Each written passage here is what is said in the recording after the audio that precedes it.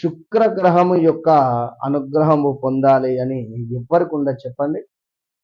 శుక్రగ్రహము అంటేనే విపరీతమైనటువంటి అద్భుతమైనటువంటి లగ్జరీ, అద్భుతమైనటువంటి లగ్జరీ కార్స్ కావచ్చును, లగ్జరీ లైఫ్ కానీ, లగ్జరీ జీవితం పొందాలి అనేటువంటిది అందరికీ ఉంటుంది.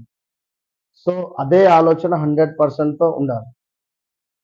అప్పుడు మనము స్నానం చేసే నీటిలో కొంత పట్టిక, చిన్నగా పట్టిక అంటే అల్లం అంటారు, ఈ యొక్క పట్టికను కలుపుకొని అంటే లైట్గా ఒక చుక్కను వేసి నీటిని మరిగించిన తర్వాత కొంతమేర ఆ నీటితో, గోరువెచ్చని నీటితో స్నానం చేయడం వల్ల శుక్రగ్రహ అభివృద్ధి మీరు పొందుతారు. All the best.